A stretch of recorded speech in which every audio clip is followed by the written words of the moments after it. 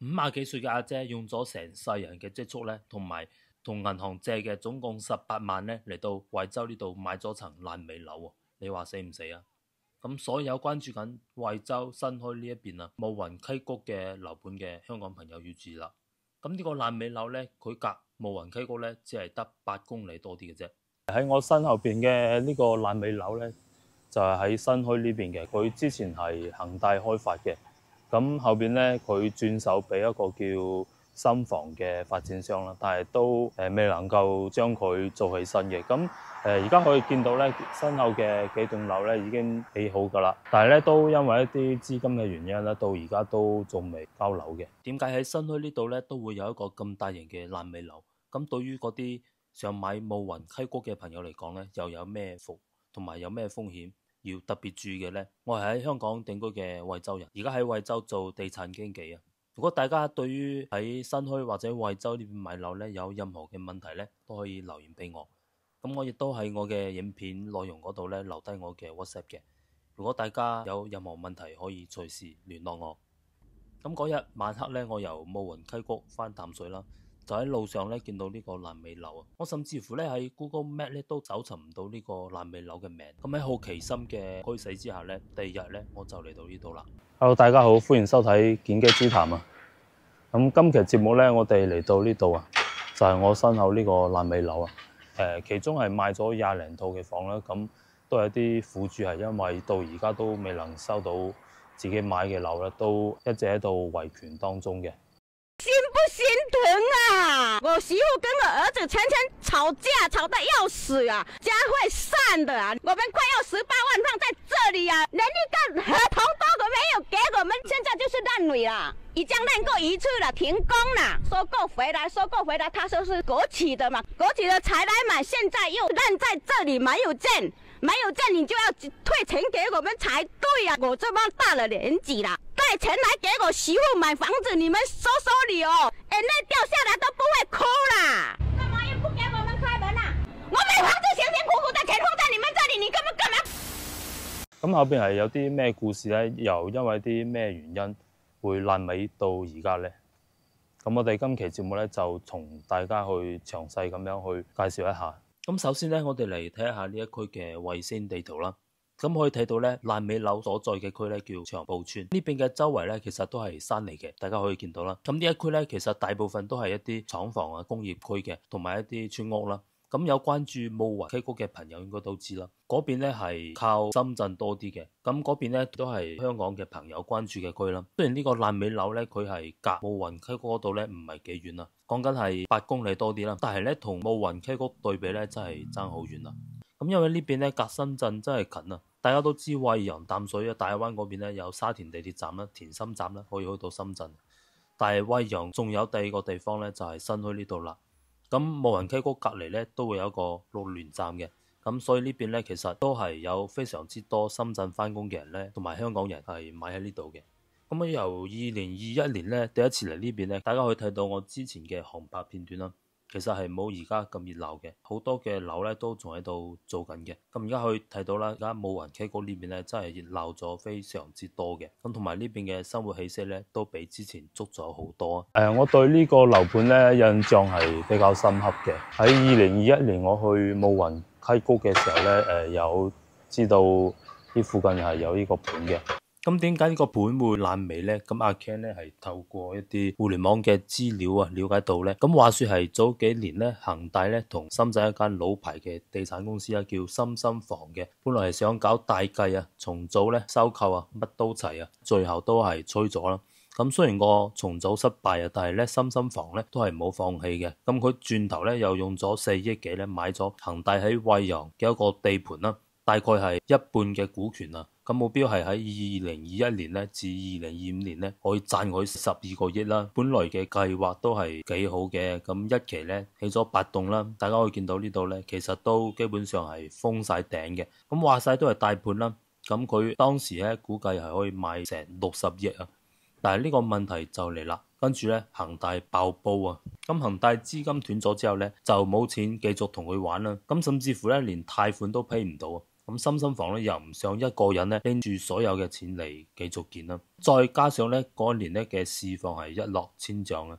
咁而一年嗰陣，阿 Ken 咧其實都做緊地產嘅。咁之前嗰年咧係惠州突然之間限購啊，當時嘅樓市嘅打擊咧其實係好大嘅。咁結果開盤咧半年只係得賣咗20套，咁收入咧其實都係唔夠資產佢後邊嗰幾期嘅開發嘅。咁於是乎咧成個盤咧就因為一啲資金嘅問題咧就封晒盤啦，唔再賣啦。咁後尾咧其實深深房咧都係仲想徹底甩開恒大嘅，想買剩翻嗰啲45嘅股權啊。但係恒大嘅老闆咧，許家印咧，大家都知啦，被拉咗啦，咁變咗咧就傾唔成咯。咁最後冇辦法啦，只有行法律程序去告恒大啦，想拎翻成個樓盤嘅控制權啦，希望咁樣去繼續開發啦。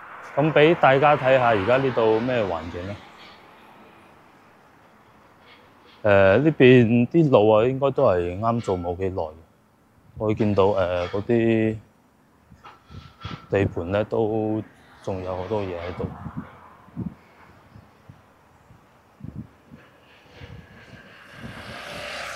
咁行前冇幾耐咧，就係嗰個爛尾樓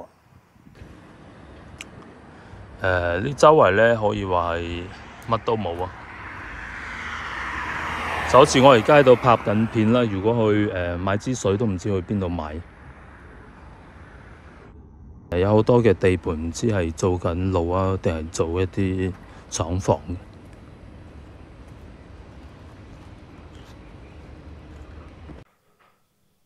咁呢個盤咧，點解當時都會有人買咧？其實咧，新墟佢係離深圳龍崗嘅中心城區咧係比較近嘅。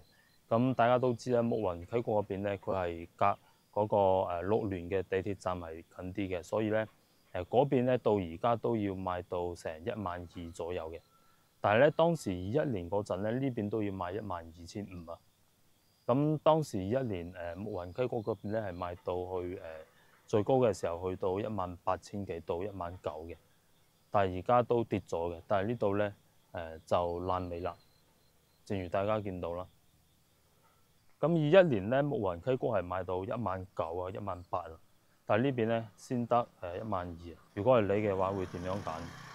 梗係有好多嘅一啲喺深圳打工嘅上班族咧，佢係寧願平幾千蚊一個方咧嚟到呢度，因為呢邊咧去到木雲溪谷嗰邊咧都係10零分鐘左右嘅。但係點知咧就遇到咁樣嘅問題啦。咁我哋而家就嚟到呢個深房林興苑嘅地盤睇下。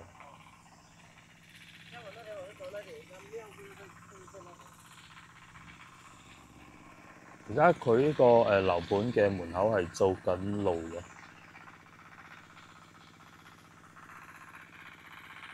佢嘅營銷中心喺呢邊。呢個係佢嘅招牌啦，但係都可以見到好舊啊！經過幾年嘅風吹日曬，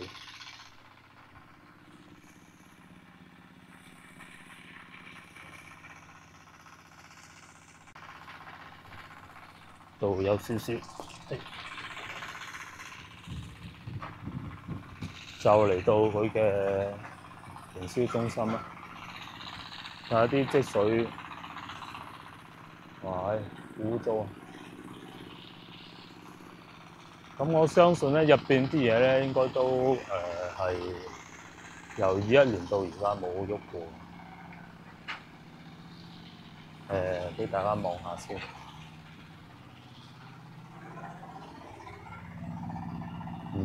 入邊好大層，都冇乜嘢咯。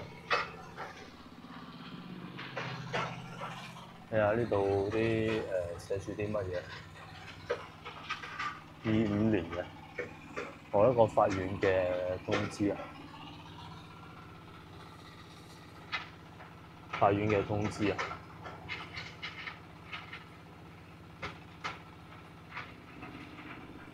即係而家佢係俾法院查封咗嘅，呢度可以睇到一啲工程嘅公司同發展商之間嘅一啲文件啊，喺度公示嘅。所以而家成個盤咧係俾法院封晒嘅。睇下入邊啲嘢，仲係疫情期間嘅一啲酒精啦、搓手液啦，同埋一個量體溫嘅，好有年代感啊啲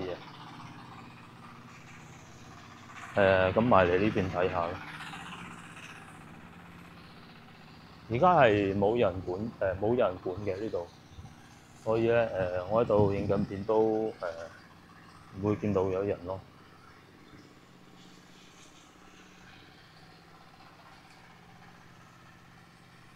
嗰啲商鋪啊，咁我啱先喺遠嘅地方咁樣望過嚟咧，仲以為呢度係有啲鋪頭係開緊嘅，但係行埋先知咧，佢係特登裝修成咁樣，好靚，但係實際上咧係全部都空嘅吉鋪嚟嘅。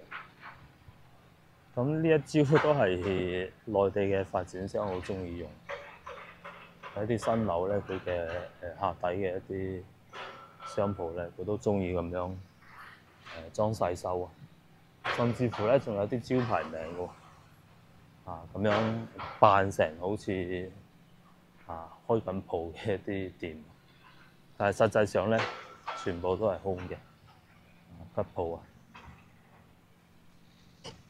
咁對面馬路咧做緊啊，全部都地盤嚟嘅，同埋條路後邊嗰啲唔知要做緊咩咧，都全部都地盤咯。咁就嚟到呢度啦，呢度小區嘅大門口啊，但係道門咧係鎖晒嘅，鎖緊嘅。我就唔入去啦。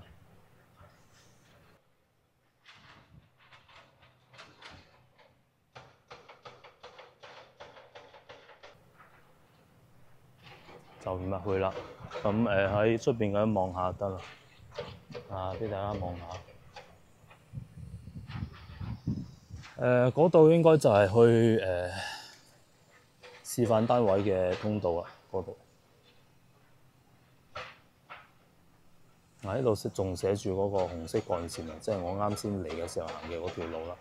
咁的而且確咧，而家呢條路做好之後咧，由惠陽淡水嘅城區咧嚟到新墟呢邊係方便咗好多嘅。即係無論我係嚟到呢個爛尾樓定好啊，定係去到霧雲溪谷嗰邊都好啦，都係比以前方便咗好多。睇下啲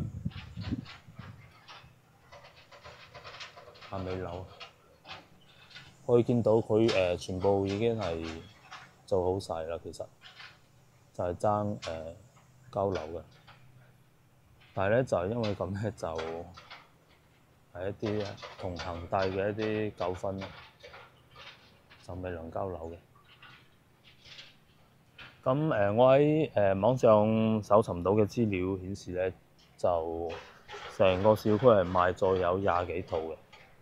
咁即係話咧，苦主都有成20幾個啦。咁涉及嘅家庭咧，梗係唔止20人啦。鎖住晒嘅，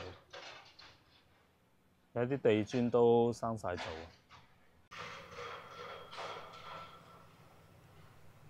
都係戥嗰啲苦主覺得都幾陰公。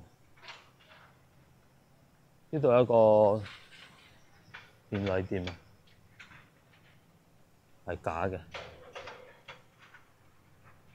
同埋以前啲開發商咧，好鍾意做埋一啲假嘅嘢啦，即係可以理解成咧，你好似喺商場咁樣，可以見到一啲陳列裝飾嘅一啲物件。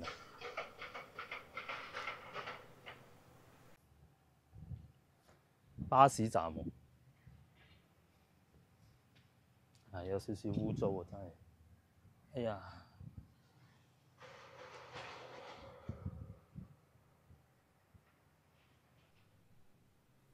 仲有一個學校嘅規劃所以講咧有時候有啲嘢唔可以睇太多嗰啲規劃嘅嘢。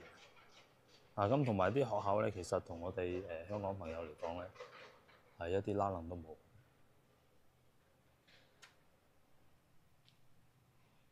所以就有學校規劃嘛，咪擺部巴士喺度咯，校巴。喺呢度落唔到去啊！呢度全部做緊路，全部地盤喺呢度唔知點樣過去。嗰邊好似都封晒，你睇下有啲鐵皮喺度封晒。咁今期節目咧就同大家分享住咁多啦。咁呢個盤咧講真係有啲可惜嘅。